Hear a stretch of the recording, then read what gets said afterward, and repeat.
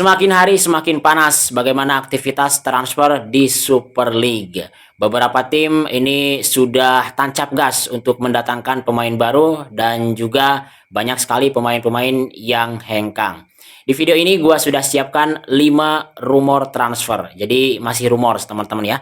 Nah, dari kelimanya itu ada 2 dari pelatih dan 3 dari pemain. Dan ini kelimanya ini bisa dibilang rumor yang sangat top lah karena melibatkan 2 pelatih top dan 3 pemain top di Super League. Jadi jangan lupa teman-teman untuk tonton video ini sampai selesai dan juga gua berharap ada komentar dari kalian tentang rumor ini, pendapat kalian gua sangat berharap, apalagi kalau kalian bisa memberikan masukan dan saran untuk channel ini. Itu yang paling gua harapkan. Oke, jadi kita langsung mulai nih teman-teman ya, dan untuk sumber rumorsnya nanti gua tampilkan di deskripsi video. Nah, ini kita awali dulu dari Dewa United ya. Dewa United ini tim yang bisa dibilang cukup bagus ya di Super League, cukup konsisten juga meskipun memang musim kemarin di 2025-2026 harus keluar dari 5 besar, tapi harus kita akui bahwa permainan dari Dewa menuju ke akhir musim itu cukup membaik gitu ya. Meskipun di awal-awal struggle tapi cukup membaik. Nah, ada berita dari Dewa United, kabarnya pelatih mereka, Jan Olderikring, ini akan hengkang untuk musim depan. Jadi musim depan, Jan Olderikring ini kabarnya akan meninggalkan Dewa United dan bergabung dengan salah satu tim dari Super League juga yang baru promosi, yaitu Garuda Yaksa. Nah, ini menarik ya bagaimana kita menantikan aktivitas transfer dari Garuda Yaksa. Yang menurut gua sih ini Garuda Yaksa akan tancap gas di bursa transfer Super League ini dengan mungkin mendatangkan banyak pemain dan tujuannya tentu saja ingin meramaikan Super League musim depan ya, dan gua yakin sih ini Garuda Yaksa targetnya tidak main-main di musim depan. Apalagi dengan mencoba untuk mendatangkan seorang Jan Olderikring. Ini pelatih hebat, pelatih berpengalaman, meskipun belum pernah membawa Dewa United juara, tapi harus kita akui bahwa Jan Olderikring ini salah satu pelatih top di Super League. Musim 2024-2025 berhasil membawa Dewa United finish di peringkat kedua, dan bersama dengan Dewa United, Jan Olderikring ini sudah 4 musim ya. Musim pertamanya itu di 2022-2023, meskipun tidak satu musim penuh menangani Dewa karena datang saat itu pada bulan Januari, dan di musim keduanya berhasil membawa Dewa finish di peringkat kelima, kemudian di musim ketiganya finish di peringkat kedua, dan di musim keempatnya kemarin finish di peringkat ketujuh. Jadi ini pelatih asal Belanda berusia 63 tahun ini harus kita akui sebagai salah satu pelatih yang hebat di Super League. Dan apalagi kalau kita lihat pengalaman dari seorang Jan Olderikring ya, dia adalah pelatih yang punya pengalaman di level Eropa, pernah menangani Galatasaray, kemudian beberapa klub lain juga, dan bersama dengan Galatasaray di Liga Turki, kita tahu Galatasaray adalah salah satu tim top di Eropa, pernah juga membawa Galatasaray ini mendapatkan 2 piala domestik di Turki ya. Jadi secara pengalaman luar biasa, apalagi nanti kalau Garuda Yaksa berhasil mendapatkan tanda tangan dari Jan Olderikring, ini kan Garuda Yaksa mungkin akan mendukung seorang Jan Olderikring ini dengan pemain-pemain yang diinginkan oleh Jan Olde, dan itu yang membuat gua sedikit sedikit yakin bahwa Garuda Yaksa ini akan meramaikan papan atas di Super League musim depan, karena mungkin ini tim yang dengan musim pertamanya ini targetnya tidak hanya ingin lewat saja di Super League, tapi juga ingin punya pencapaian untuk bisa bersaing di papan atas. Dan kita sudah lihat sinyalnya dengan mendatangkan atau berusaha mendatangkan seorang Jan Olderikring. Gimana menurut kalian guys dengan rumors ini? Apakah Garuda Yaksa menurut kalian akan berhasil mendapatkan Jan Olderikring ini? Jangan lupa untuk komen. Yang kedua, kita masih dari pelatih, dan ini sangat mengejutkan. Kenapa? Karena pasalnya Fabio Lefundes dikabarkan diminati oleh Malut United FC, dan ini sudah santer diberitakan ya di berbagai media. Fabio Lefundes ini musim depan katanya akan melatih Malut United. Ini kalau sampai kejadian, wah gokil sih ini ya. Fabio Lefundes pelatih terbaik, salah satu pelatih terbaik musim kemarin, mampu membawa Borneo FC hampir juara, menyamai poin Persib Bandung 79 poin, hanya kalah itu head, dan membawa Borneo FC musim kemarin tampil luar biasa dan selalu bisa memanaskan persaingan di papan atas ya. Jadi Borneo ini tidak pernah terlempar dari papan atas di musim kemarin. Ini Fabio Lefundes, pelatih yang menurut gua sangat punya strategi yang bagus, apalagi didukung dengan pemain-pemain yang bagus kemarin di Borneo. Nah, jika gabung Malut United musim depan, juga gua rasa Malut United akan memenuhi apa yang diinginkan Fabio Lefundes. Jadi Malut United dengan pemain musim depan yang gua rasa akan berkualitas juga akan didukung jika jadi ini Fabio Lefundes. Wah, mengerikan juga nih Malut United. Bisa jadi musim depan tetap bisa meramaikan persaingan papan atas. Apalagi seorang Fabio Lefundes ini bukan pelatih pertama yang datang ke Indonesia ya, karena sudah sangat berpengalaman di Liga Indonesia. Tercatat sudah melatih Madura United, Persita Tangerang, dan kemarin Borneo FC Samarinda. Jadi sudah tahu bagaimana kultur sepak bola di Indonesia, dan gua rasa sih hampir semua tim sudah pernah dihadapin. Yang mungkin baru Garuda Yaksa sama Adiaksa saja yang belum nih. Jadi seorang Fabio Lefundes ini kalau misalkan jadi gabung dengan Malut, ini sinyal yang positif untuk publik dari Maluku Utara ya, karena mereka mendapatkan pelatih hebat. Apalagi kita tahu Malut selalu bisa mendatangkan pemain-pemain berkualitas. Jika kita bayangkan saja dengan skuad yang kemarin, pelatih seorang Fabio Lefundes menangani Malut, ini bisa jadi Malut United seperti Borneo kemarin yang menempel papan atas terus gitu, atau berada di papan atas terus gitu. Dan menariknya seorang Fabio Lefundes ini bisa konsisten gitu ya, konsisten dengan penampilan yang sangat bagus. Oke, itu untuk seorang Fabio Lefundes ya. Jadi rumornya Fabio Lefundes sekali lagi akan hengkang menuju Malut United musim depan. Gimana menurut kalian? Apakah ini akan terjadi atau hanya sebatas rumor yang hanya bisa kita nikmati saja ini rumornya? Oke, next kita ke pemain nih. Nah, ini juga mengejutkan. Kenapa? Karena masih dari Borneo FC Samarinda. Pemain kunci Borneo Kei Hirose kabarnya juga akan hengkang menuju Malut United atau diminati oleh Malut United. Jadi Malut ini bukan hanya menginginkan seorang Fabio Lefundesnya saja, tetapi juga bersama dengan salah satu pemain kuncinya yaitu Kei Hirose. Gua tahu Malut United pengen Kei Hirose ini karena pemain ini itu merupakan pemain yang bisa bermain 100% di hampir setiap musimnya. Pemain ini tuh seperti tidak pernah habis staminanya.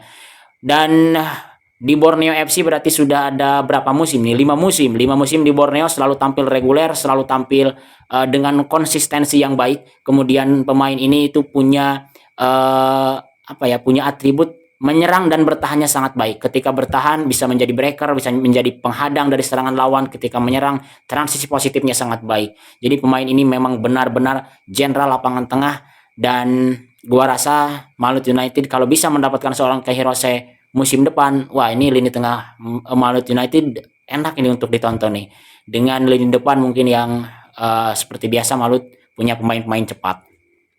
Nah, Kei Hirose ini pertama kali datang ke Indonesia itu membela Persela Lamongan ya, ketika Persela belum terdegradasi di Liga 1 saat itu, dan memainkan 100% laga ya, 34 pertandingan saat itu. Jadi memang Kei Hirose ini pemain yang staminanya luar biasa, mungkin ini seperti Pak Jisung ini Kei Hirose ini. Nah, itu Kei Hirose teman-teman ya. Kei Hirose dikabarkan akan pindah ke Malut United, tapi sekali lagi ini baru rumor. Yang mungkin disayangkan adalah ketika Kei Hirose pergi meninggalkan Borneo ini, Borneo FC sebagai penggantinya cari siapa ya? Ini sudah chemistry-nya sudah dapat banget ini antara Kei Hirose dengan Pak Pahan. Jadi aduh ini sangat disayangkan sih kalau Kei Hirose harus pergi dari Borneo, apalagi dengan Fabio Lefundesnya, apalagi dengan Peralta yang sudah gabung Persija ya, itu kabarnya. Gua sudah bikin videonya. Tapi salutnya Borneo FC Samarinda ini selalu bisa melahirkan pemain yang perginya ini, selalu bisa mendatangkan pemain untuk mengganti pemain yang perginya ini kualitasnya sama baiknya bahkan lebih bagus. Nah, itu yang gua salut dari Borneo. Dan gua rasa ketika banyak sekali pemain Borneo pergi, bahkan dengan pelatihnya pergi atau istilahnya cuci gudang, gua rasa sih Borneo FC akan tetap menjadi tim yang top musim depan, karena pemain yang datang meskipun nanti baru datang dengan status debut di Liga Indonesia, mereka bisa perform ketika membela Borneo. Itu yang gua salut dari Borneo FC Samarinda ini. Selalu bisa mendatangkan pemain yang bisa cepat beradaptasi dan bisa perform di setiap musimnya. Nah, kemudian ini berikutnya ke pemain berikutnya, pemain kedua berarti ya, atau keempat dalam rumor ini.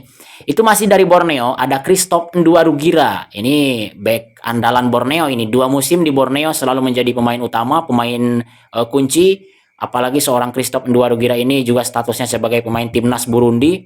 Pengalamannya sudah sangat luar biasa di sepak bola Indonesia. Di luar Indonesia juga pengalamannya sangat bagus gitu ya, bermain di Liga 2 Portugal. Dan Christoph Nduwarugira juga punya atribut yang lengkap ketika bertahan, kemudian ketika dalam situasi bola mati untuk menekan pertahanan lawan, dia juga kerap memenangkan duel udara, headingnya sangat bagus. Ini benar-benar pemain kunci Borneo, tapi katanya akan hengkang musim depan. Christoph Nduwarugira, kalau gua nggak salah baca sih memang kayaknya udah resmi ya hengkang musim depan, dan tim yang menginginkan seorang jasa dari Christoph Nduwarugira ini itu adalah tim dari Super League yang baru saja promosi, yaitu PSS Sleman. Jadi PSS ingin mendatangkan seorang Christoph Nduwarugira. Christoph Nduwarugira jika gabung dengan PSS ya pasti ini akan menjadi pemain pilihan utama ya.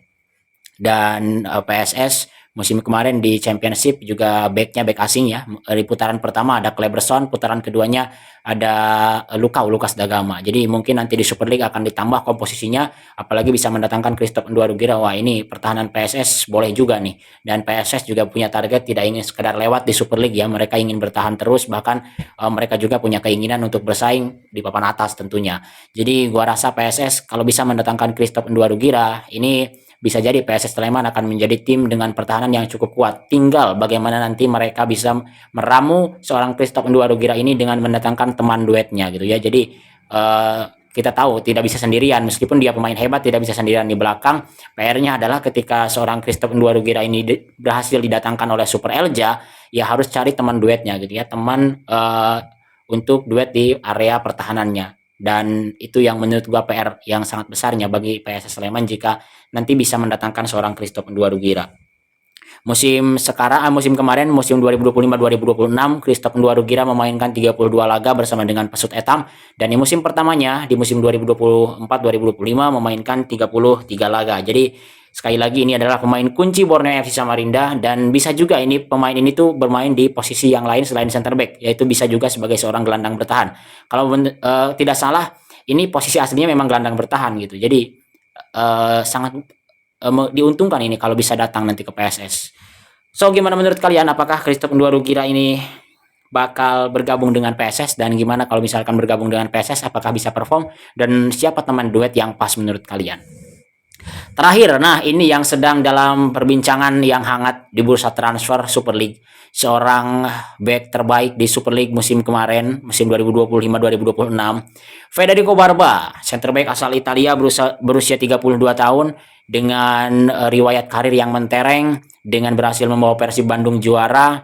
Kabarnya akan hengkang musim depan, dan ada dua tim yang sudah memiliki minat terhadap Federico Barba, yaitu dua tim asal Yunani. Nah, gua lupa namanya apa. Pokoknya sulit namanya itu. Nanti gua tampilkan kalau bisa visualnya untuk nama dua tim yang menginginkan jasa dari seorang Federico Barba.